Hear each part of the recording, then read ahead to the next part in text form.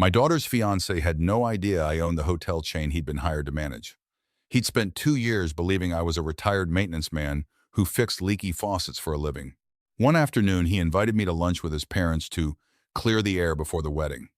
I accepted because I wanted to see exactly how they'd treat a man they thought had nothing. 40 minutes in, his mother pushed a folded check across the table and asked me to disappear from my own daughter's wedding. 10 minutes after that, I made a phone call that ended his career before the appetizers were even cleared. Before I go further, tell me in the comments what state you're watching from. And if you believe a family's true colors always show up eventually, hit like and subscribe now. The wind off Lake Erie had teeth that October afternoon, cutting through my old canvas work jacket as I stood outside Delmonico's on the east side of Cleveland, the kind of restaurant where the valets wear earpieces and nobody says the prices out loud. Cars pulled up that cost more than most people's houses. I watched a young man in a cashmere overcoat toss his keys to a valet without even looking at him. I looked down at my boots, steel-toed, cracked across the left instep, the kind you buy once and resole for 20 years because throwing away something that still works never sat right with me. I'd owned that jacket since Reagan was in office. I could have bought that restaurant and the parking garage next to it without touching my savings account, but I wore the jacket. I wore the boots. I parked my truck 4 blocks away so the valet wouldn't have to look twice at a 14-year-old Ford with a cracked windshield. My name is Walter Odom. I'm 61 years old, and I've spent most of my life understanding a simple truth that most people never learn until it costs them something. Money makes noise when it wants attention, and it stays dead silent when it wants control. I chose silence a long time ago, and it has served me better than any suit ever could. My daughter Nora is the only thing in this world I've ever built that matters more than the company. Her mother, my wife June, died when Nora was 6. An aneurysm on a Tuesday afternoon while folding laundry, gone before the ambulance made it 3 miles.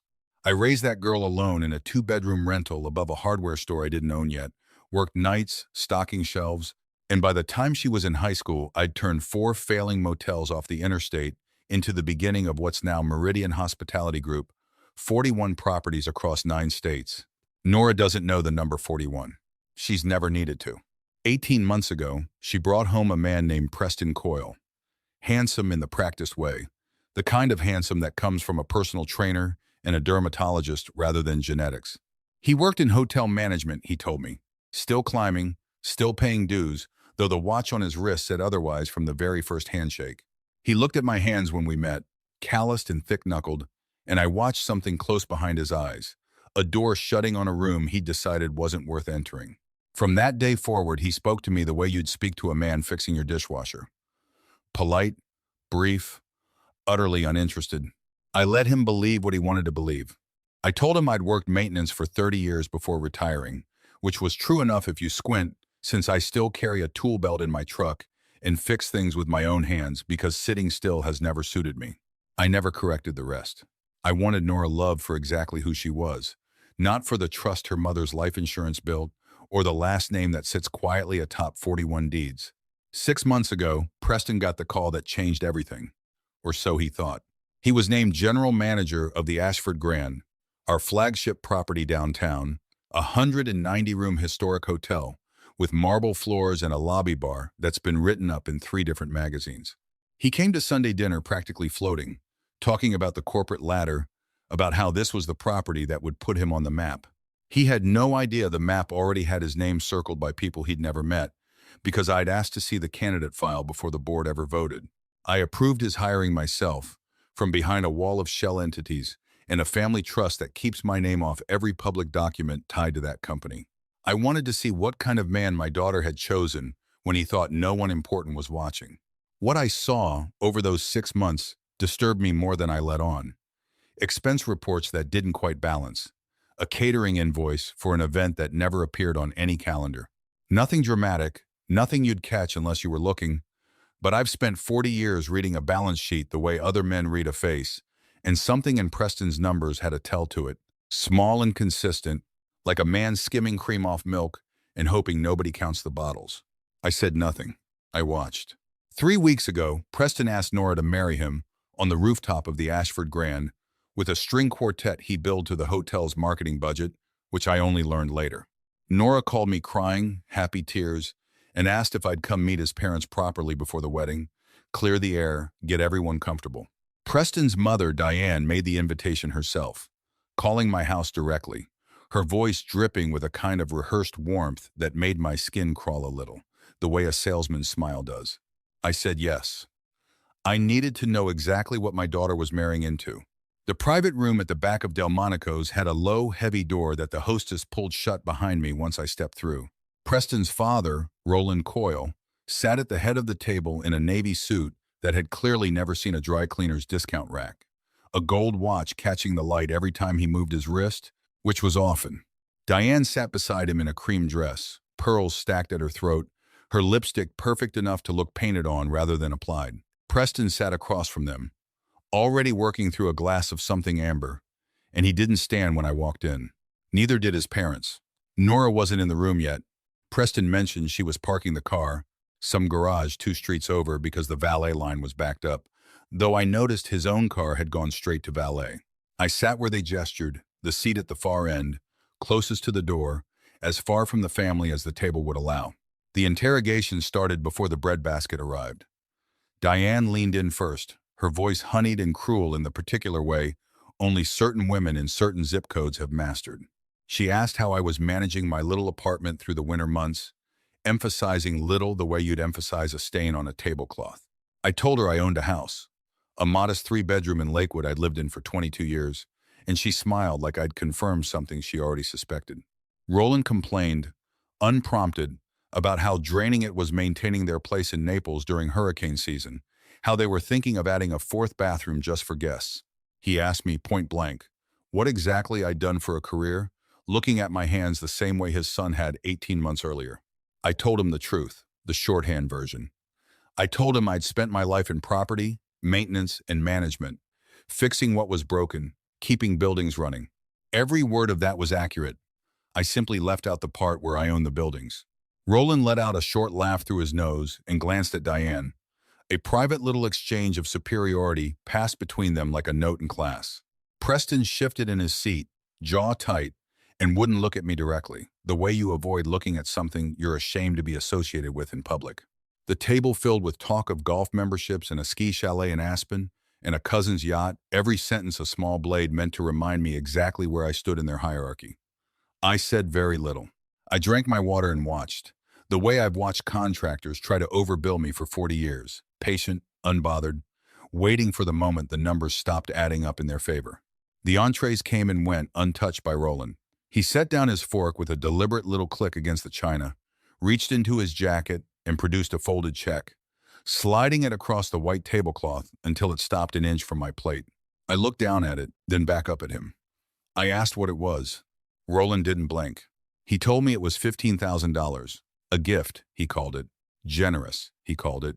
To help me relocate somewhere warmer, somewhere better suited to a man my age with my kind of health concerns, which he had no actual knowledge of. The condition, he explained, was simple.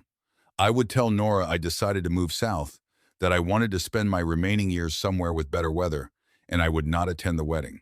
My presence, he said, tilting his head toward my jacket, toward my boots, toward the whole visible shape of me, would not reflect well in the photographs, would not sit comfortably with the Coyle family circle.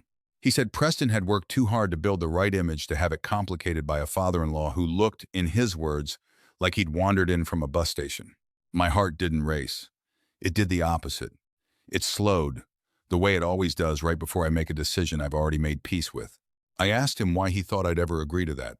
Diane answered for him, her voice softening into something almost pitying, the worst kind of cruelty because it pretends to be kindness.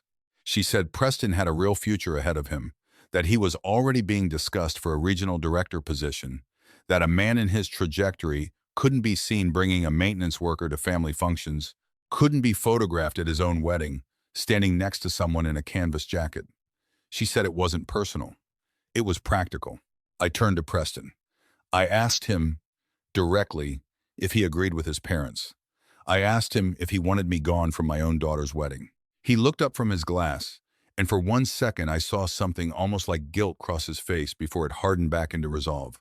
He said his career mattered, that the Ashford Grand was watched closely by ownership, that appearances counted for more than people wanted to admit in hospitality, and that it would be easier for everyone if I simply took the money and stepped back. He told me to think of it as doing right by Nora's future, not just my own comfort. I sat with that for a moment. The boy my daughter loved had just told me, to my face, that my presence at her wedding was a liability to be managed. I did not raise my voice. I did not touch the check. I looked at each of them in turn.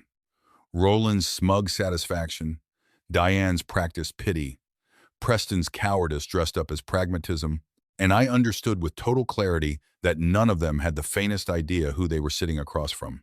The door opened. Nora walked in, cheeks pink from the cold, laughing about the parking garage, completely unaware of the transaction that had just concluded in her absence. She smiled at me, asked if we'd already ordered dessert.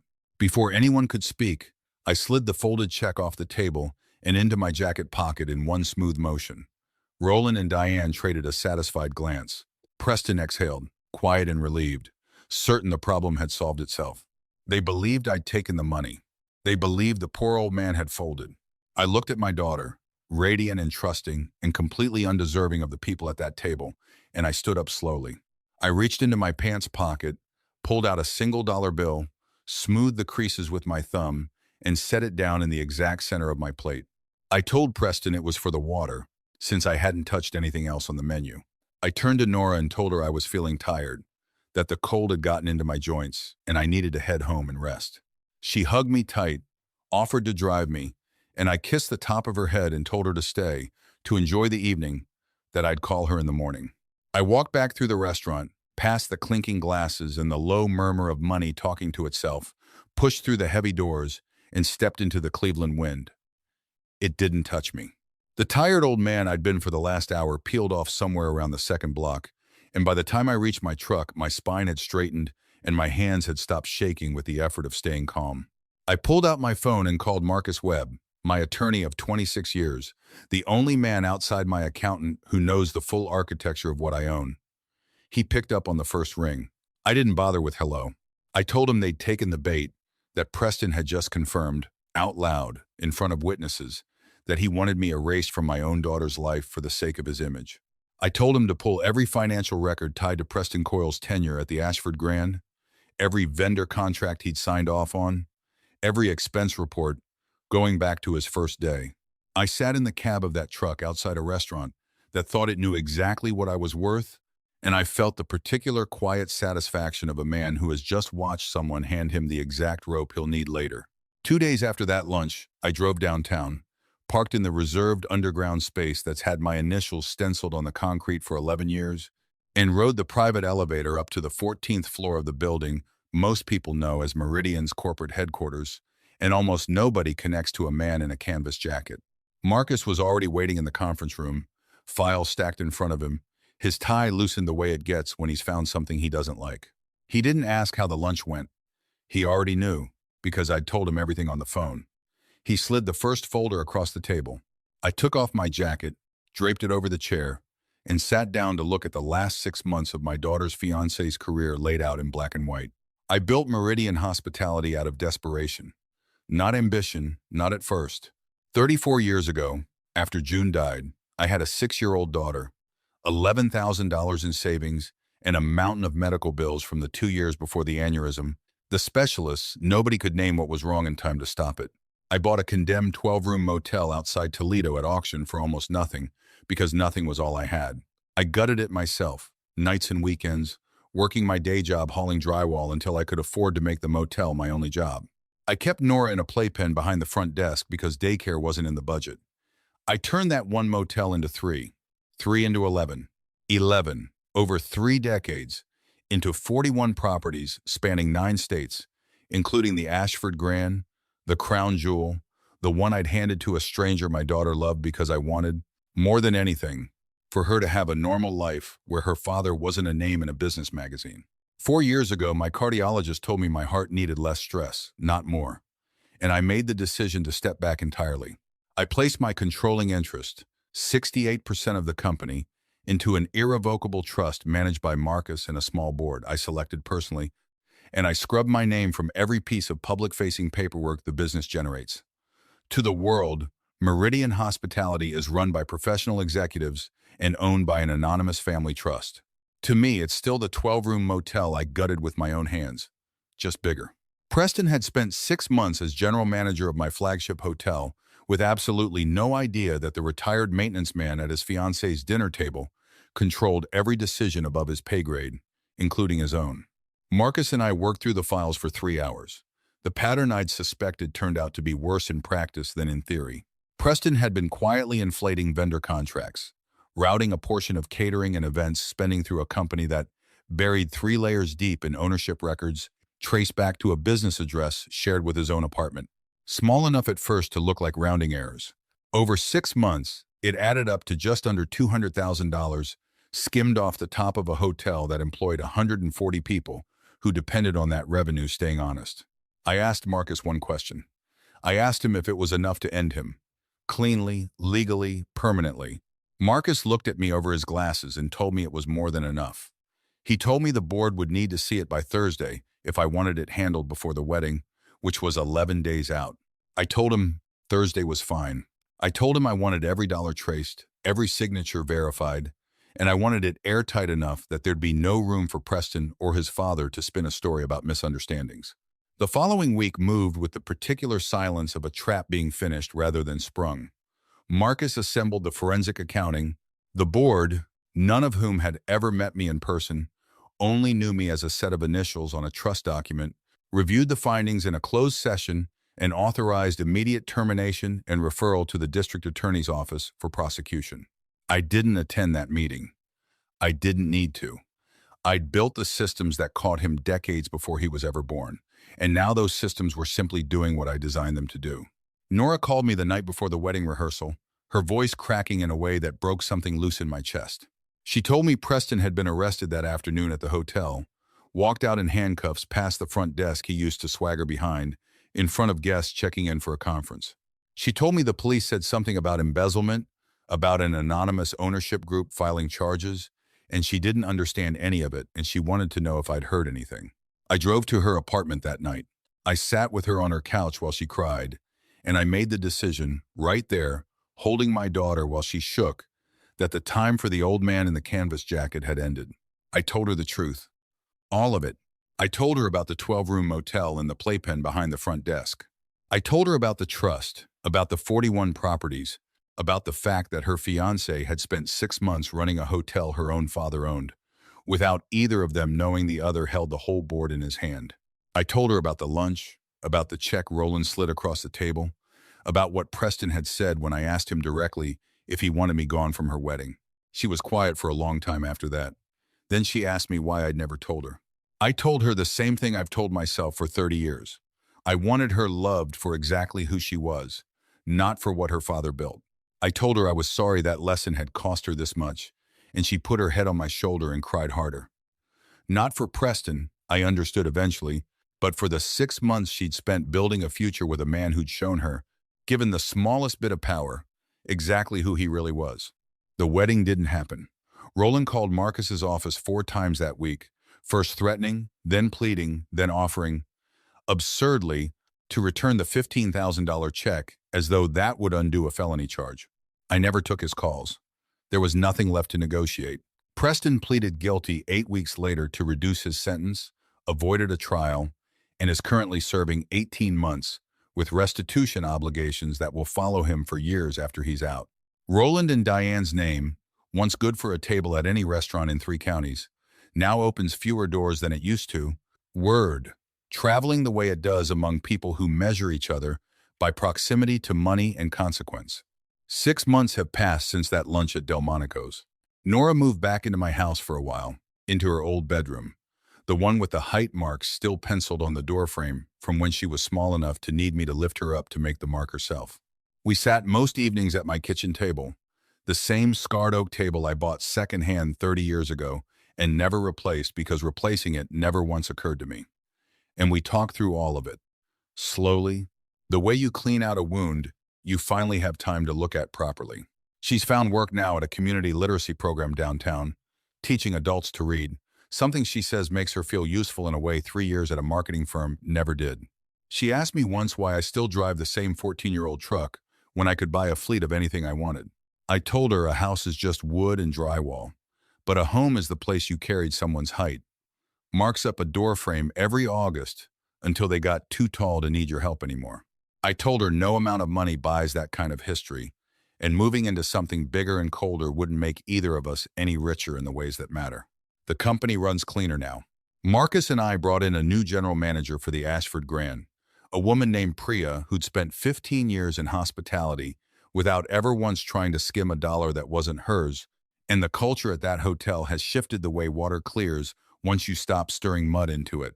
The profits go where they're supposed to go, back into the staff, back into the building, back into the small, quiet machinery of a business that was built, originally, to keep a 6-year-old girl fed and warm. I still don't sit in the corner office. I never wanted to. I sit on my back porch most mornings with a cup of coffee that costs about $4 a can, and I watch the sun come up over a neighborhood that has no idea the man in the faded jacket 2 doors down controls 41 properties across 9 states, and I like it that way. Power has never needed to announce itself in my experience. The loudest people I've ever met were usually compensating for something they couldn't build themselves. Nora sat with me last Sunday morning, wrapped in one of June's old cardigans that still hangs in the hall closet, and she didn't say much. I just leaned her head against my shoulder, the way she used to as a little girl. The dark circles under her eyes, the ones that showed up somewhere around month 4 of her engagement, have finally started to fade. She's sleeping again. She's laughing again. The real laugh. Not the polite one she'd started using around Preston's family without either of us noticing when it changed. I've learned some hard things in 61 years, but the hardest and truest is this. The people who judge you by your jacket will always show you exactly who they are, given enough time and the right amount of pressure, and the trick is simply having the patience to let them. Anger would have gotten me nothing at that table. Silence got me everything. Real strength was never about the suit or the watch or the car in the valet line. It was sitting quiet in a canvas jacket, letting a family underestimate me completely, and knowing the whole time that the ground they were standing on already belonged to me. If this story reminded you of your own father, or your own quiet strength, or a family who never knew who you really were until it mattered, tell me about it in the comments below. And if you believe the truth always finds its way to the surface eventually, hit like and subscribe, because there are more stories like this one still to come.